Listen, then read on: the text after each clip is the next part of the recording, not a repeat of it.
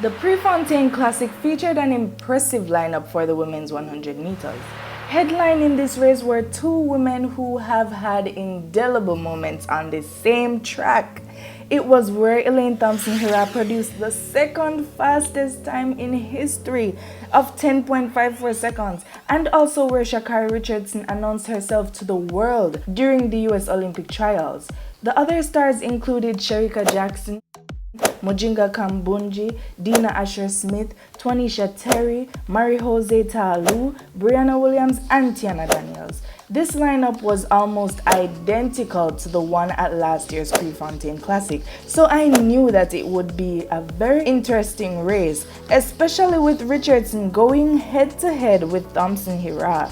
The race got off to a great start, with Asher-Smith making an early charge, but by the 40-meter mark, Thompson Herah found another gear to break away from the pack, winning in 10.79 seconds.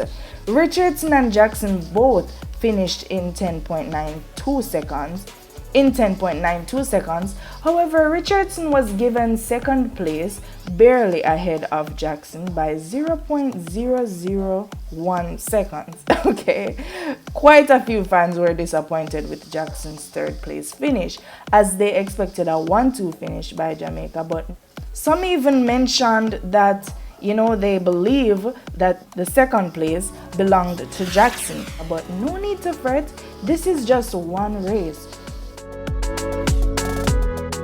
The first thing to highlight is that Thompson Herah continues to show that she is fit and ready.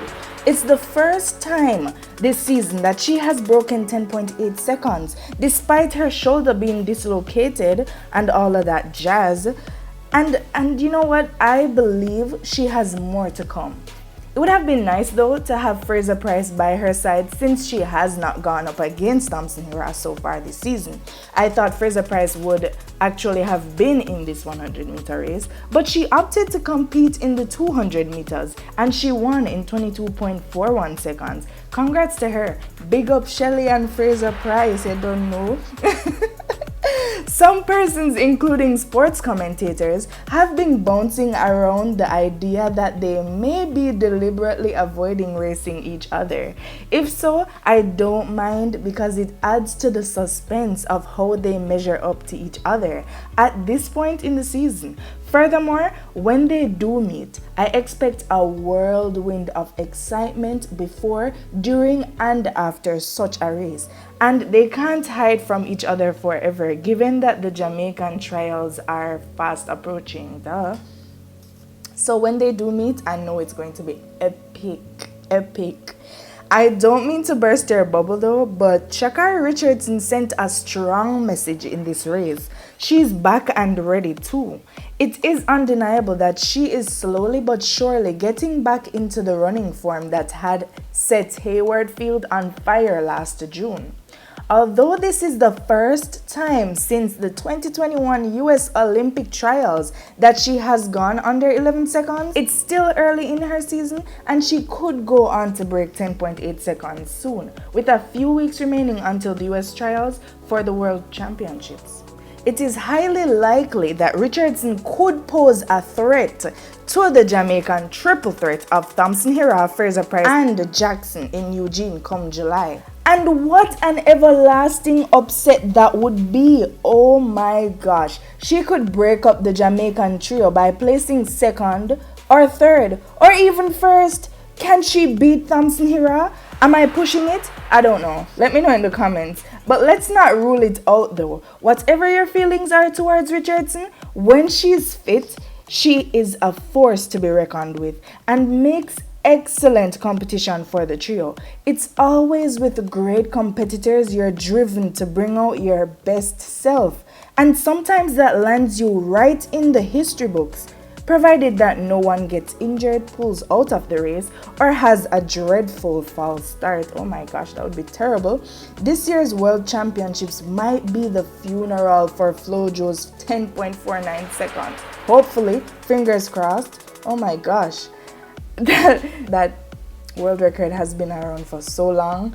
I just think it's time for it to go now. Someone new needs to come and make another world record. That's what makes the sport so interesting and so awesome. Like, anyways, a surprise victory for Sha'Carri shouldn't be thrown out either.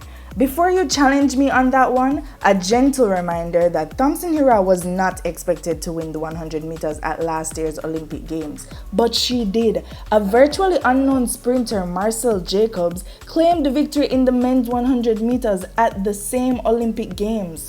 Don't forget the upset in the men's 110 meter hurdles when Hansel Parchment edged out Grant Holloway for the gold. Consequently, surprises are nothing new in track and field.